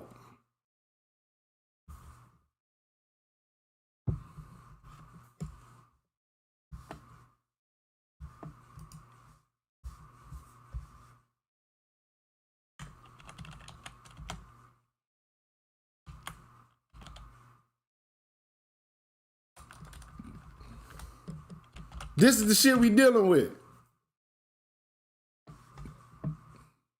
And I told you a long time ago. I'm gonna show it to you one more time and then I'm out of here, man, because I've been talking for damn near 2 hours. I only meant to talk an hour today. And shout out to Black Quizzer ADOS. He says the mainstream is building a narrative that can ridicule black men without being called a racist. We saw it first with FD Signifier asserting that black men were trying to protect white patriarchy, which throughout history, we've been resisting against it.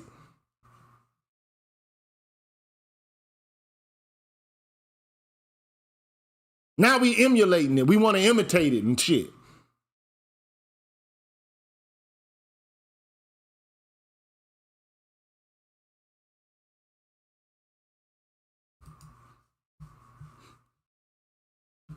This shit boils my fucking blood, bro. I ain't gonna even lie, man.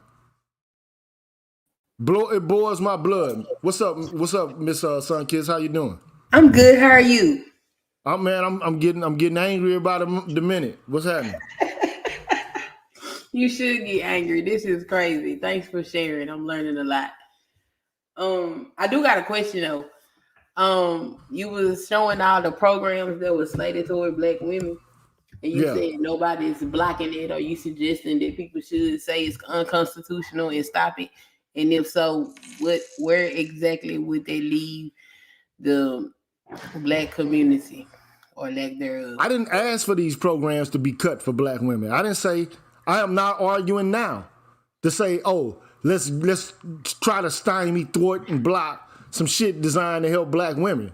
But it's disingenuous to have a group of people in a community that collectively is ravaged, is subjected to dehumanization and marginalization, to pick and choose who gonna get what. Like, okay, well, this group of people is worthy of help and relief, but you other motherfuckers are not. Yeah, I agree. You other motherfuckers gotta fend for yourself and pull yourselves up by your straps and shit like that. And if you do get help, there's a danger that you're going to reinforce the evil and the ominous oogity boogity patriarchy. Oh, wow. That's what that's what you see. Oh, this is going to reinforce men's dominance and control over women.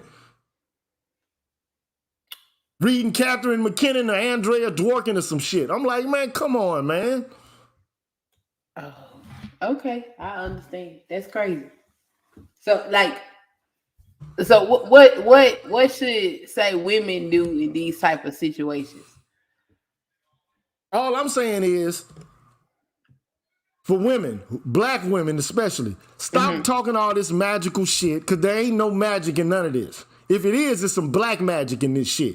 For the most part, you got to understand that black men are the primary targets and victims of racial aggression, whether it's high-level conflict or low-level conflict. This has been historically the case from nation to nation throughout time immemorial. Men and boys are the ones, specifically battle-age men, are the ones, and Curry has demonstrated this along with genocide theorists. When it comes to high and low-level conflict, men are the primary victims. Okay. So stop saying you magical, because you're not a primary target.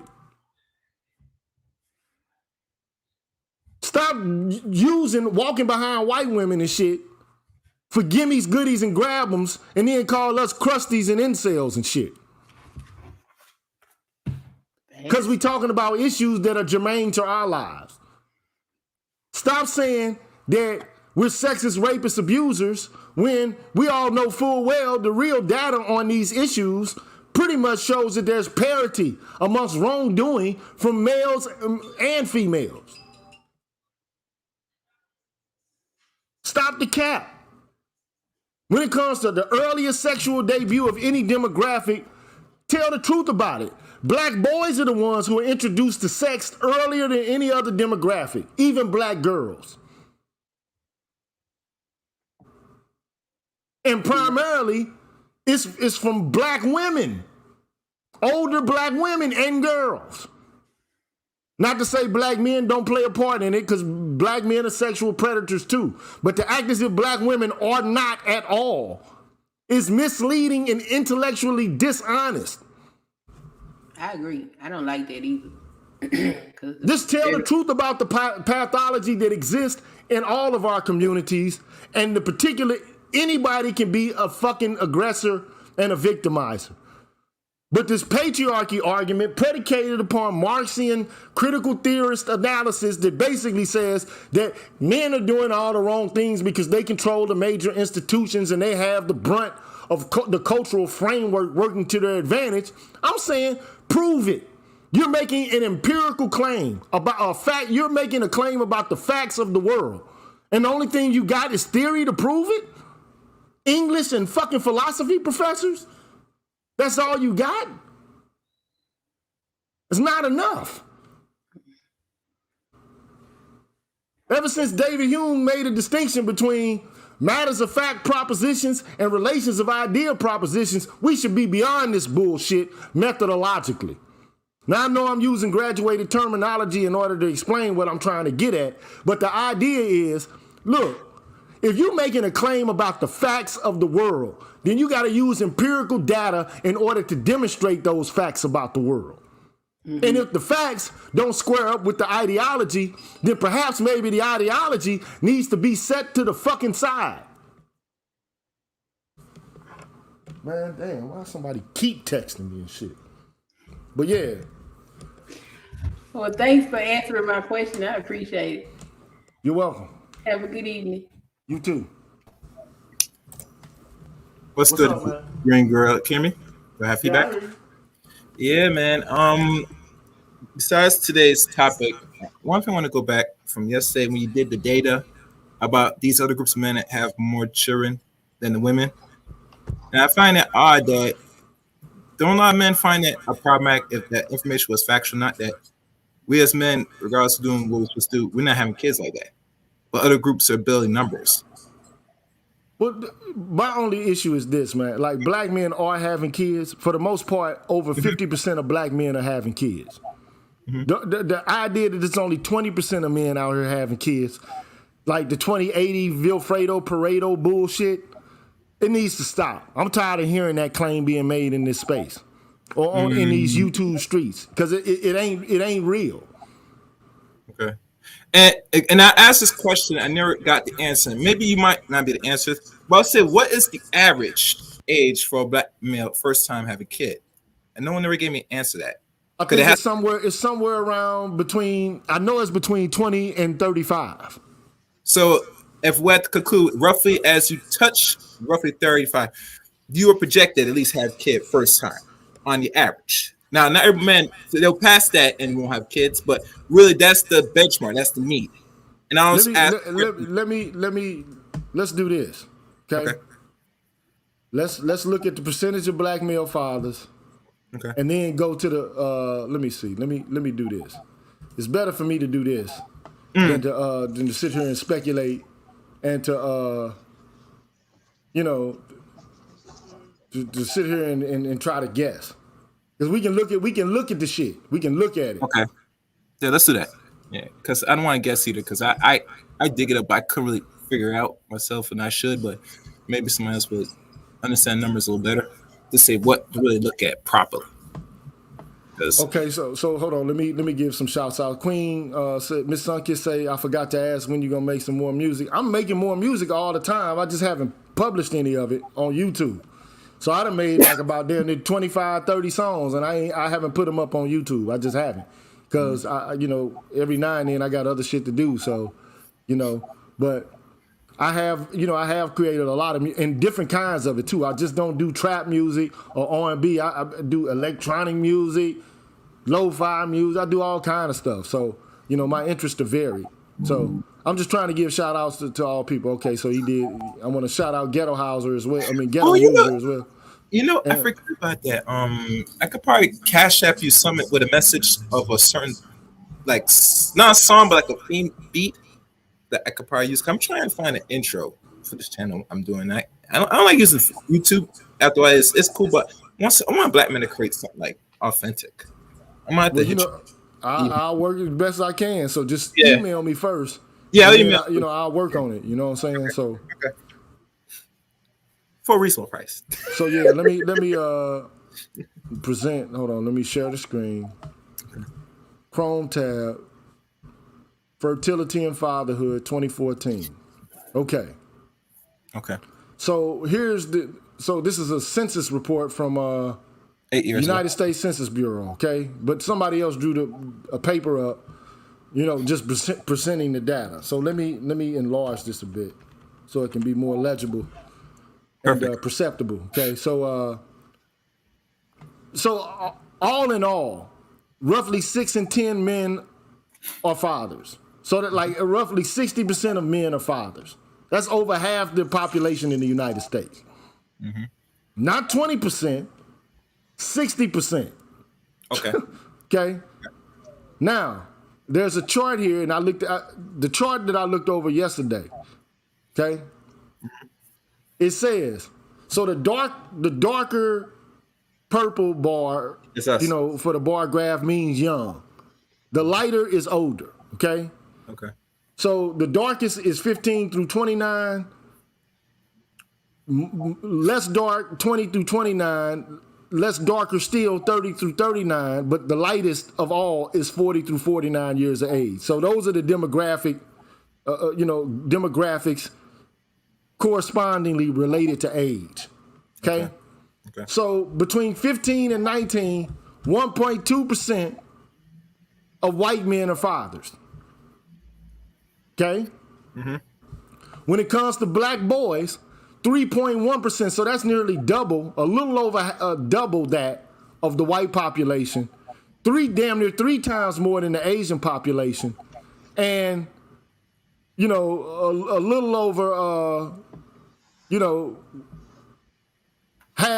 more than half of that of the Hispanic population between the ages of 15 and 19.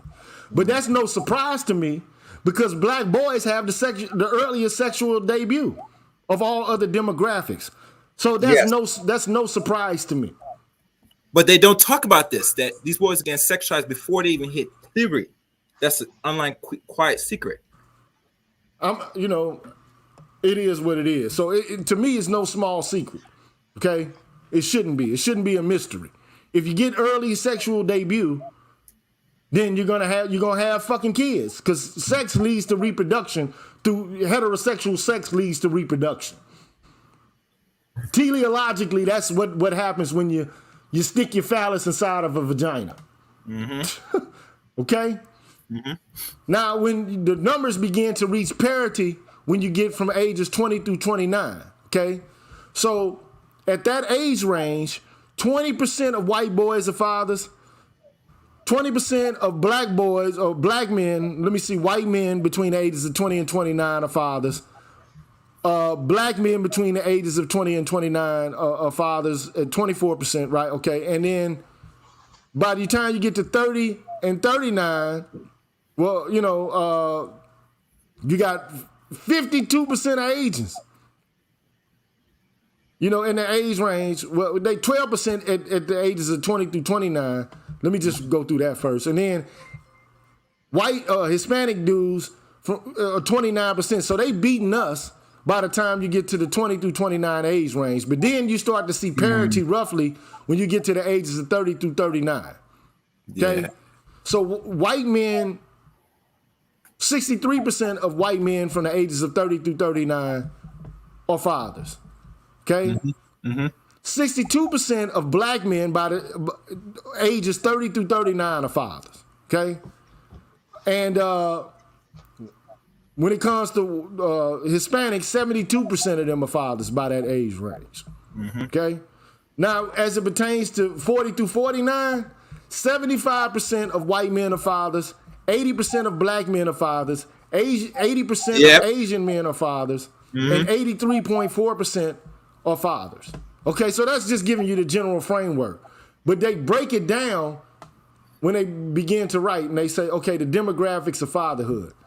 Fathers and childless men differ somewhat in their demographic makeup, primarily in their marital status and educational attainment. So that's the truth. Men who are educated, let's have more kids. Table 3 shows marital status, race, and educational attainment levels for all men, fathers and childless men. Most fathers, over 90%, are either married at the time of the survey or previously have been married. About 73% of fathers are married. 12.9% of fathers are divorced. 3.2% are widowed, and 2.3% are separated.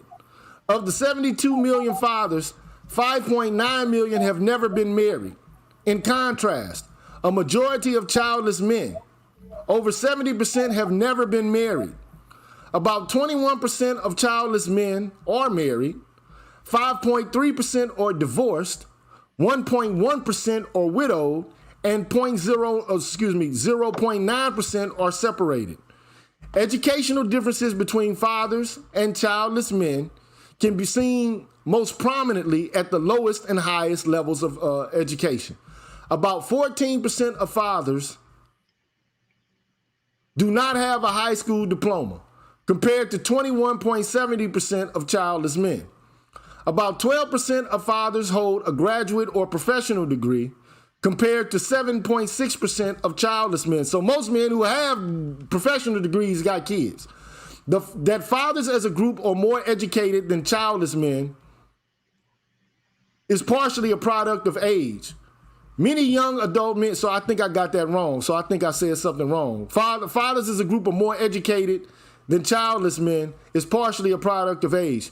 Many adult young men, such as adolescents still in high school, will likely eventually both reach a higher level of education than they have at the time of the survey, and will also eventually transition into fatherhood. But some differences by race and origin surface when looking at the age at which men become fathers.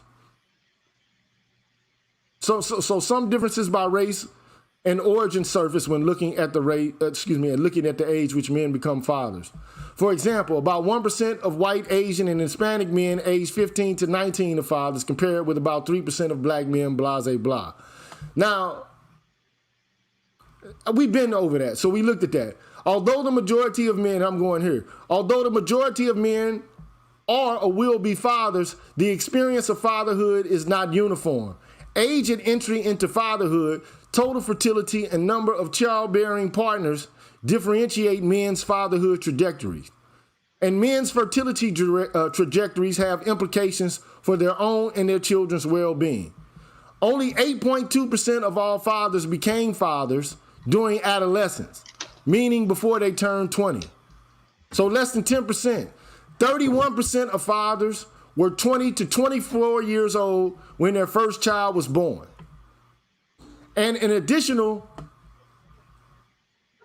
30% were 25 to 29 years old. About 20% of fathers were 30 to 34 years old. 7.8% were 35 to 39 years old. And 3.3% of fathers were at least 40 years old when their first child was born. So just looking at the data, so 31% of fathers were between 20 and 24, okay? 30.3% were 25 to 29 years old. So that seems to be the biggest group right there when people have kids. Between, right, the ages of 25 to 29. That seems to be for men in general to be their most fertile years. Does that begin to answer your question? Yes, it does. Yeah, that answers the question. Thank you for the breakdown. I would ask another question, but I'm short on time. Yeah, I got a question. Let's Shots 112. Yeah, let's Shots. Yeah. I'm sorry that I took so much time answering it. No. It's fair. I like how you break it down, because a lot of people think that when people are long-winded is a problem. No, it's not. As long as you're defined and given the definition of the point of the question, is better, that I get more clear understanding, because I've done content on this, Green Gorilla, and I never did the meaning of it. But throughout your explanation now, it gives more perspective of the numbers. So, like I said, if we as men, we're gonna look at these numbers, we gotta look at it and really analyze it critically, and fake say that say the 20% of men having all the kids, it don't make sense. It doesn't add up. That this is nonsense. So, but that's all I'm gonna say. Yeah, my only thing is, come on, man. Like how can you take an idea that was developed by an economist to explain wealth and income distribution in his own society at that time, Italy, right? Yeah. How can you extrapolate from that concept and apply it to other areas and correlate it to other areas of inquiry and not even look at the data for real?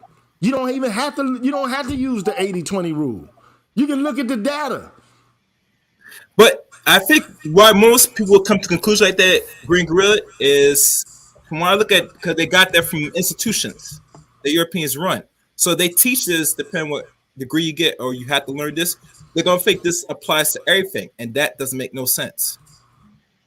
Well, like I said yesterday, man, Vilfredo Pareto was an Italian economist, and for the most part, I learned about Pareto optimality doing, a graduate course in which I was studying game theory. Now, Pareto optimality is not important here, but at the end of the day, we never even explored the 20-80 rule in graduate school in relation to Pareto because it's not a law. It's not the law. It's not a principle. It's not a falsifiable principle. Scientific principle of observation. It's not. You're right. And I have doubts about economists developing laws to begin with, because I think that, at the end of the day, economics is a social science, and I'm not saying that you can't develop any, principles in order to investigate a study inquiry or make generalizations in social scientific research. But what I am saying is human beings are not like inanimate objects. You're not going to get like the laws of physics from studying human beings, whether you discover their behavior in economics or elsewhere. And then you gotta make a lot of assumptions about human nature before you can begin to postulate about what human beings are going to do economically, politically, or otherwise. And I think that, modern economists, I think that they're absolutely wrong in how they construe human nature and human behavior. That's just my opinion. Now, okay, it just is what it is. But okay, thank you. What happened to Shocks, man? Sorry He'll about be that, back. Shocks. Shocks, I'm here for you now, man. I'm sorry, man. I know I didn't answer your question, bro, but shout out to Jason Hales, man. Appreciate that. If Shocks don't come back up, man, I'm about to get the hell up out of here. But the only thing I'm saying is, and I'm going to play it one last time so you can see it for yourself, man. Because it is not allowing. You seem first to have posited and end, and to have said to me in reading Faces at the Bottom of the Well, unless you can interpret now for me something different, you can help me see some chance for change, you seem to be saying, there are those faces. They are not going to be changed. When you say, at least we can recognize the enemy, it's a little pogo-ish. Seeing the enemy, and it is we. To the extent that we continue in our own direction, often enough it is us. What will change? I think that that our attitude with regard to where we're going, what we're doing, right now, or in the last few months, there's been a lot of controversy about the worth of all male, necessarily with black schools in the inner city as a means of dealing with the genocidal situation that is facing so many of our young black males. Many of those who held the original dream of integration, both racially and certainly gender-wise, have been very troubled by that, have opposed it. Some organizations have gone into court to actually halt programs. Well, I think that is at least mischievous and perhaps more dangerous than that, because it is not allowing a potentially effective procedure to even be tried.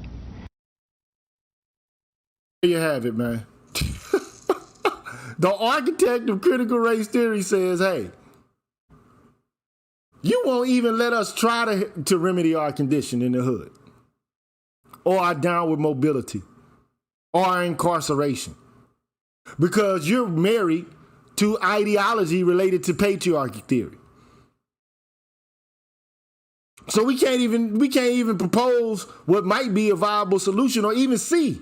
But at the end of the day, you saw what the woman said. She basically said the risk runs that there'll be some dangerous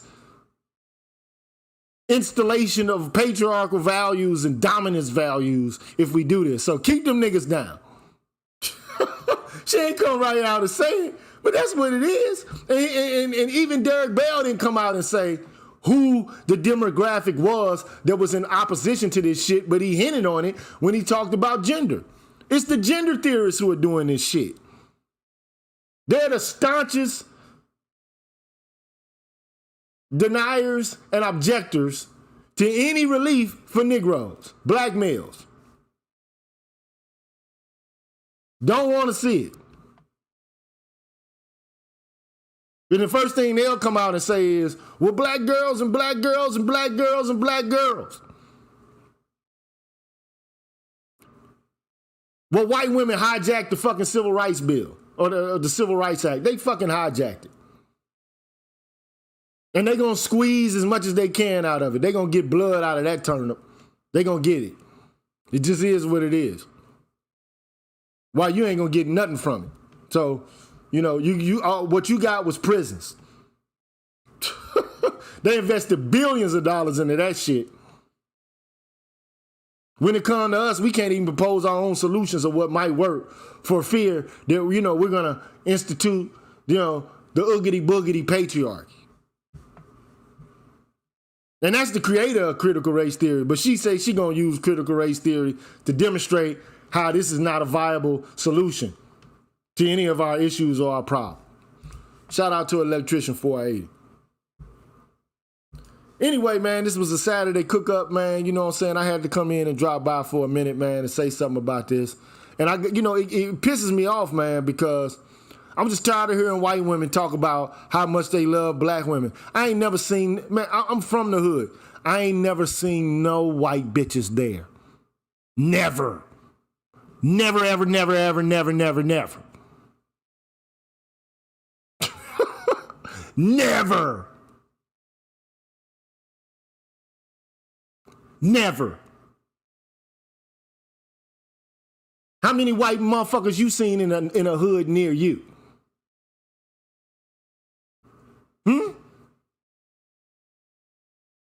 I'll wait for the answer. But I ain't gonna wait too long because I'm gonna move on. I ain't never seen none of them there. But now they got all these suggestions about what's fair and what's unfair related to what we're fucking in need of. Man, who they care about. Well, y'all care so much for the little darky girls. Fuck out of here. You care about your own goddamn self. That's who you give a fuck about. And now you got all these black male feminists and shit. The first thing they'll tell you is you trying to reproduce the patriarchy, just mimicking and imitating the shit they say.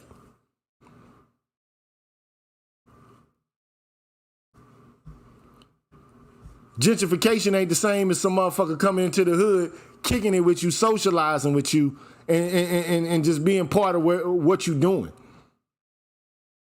Not trying to intervene and, you know, displace and dislocate, but actually just commingling.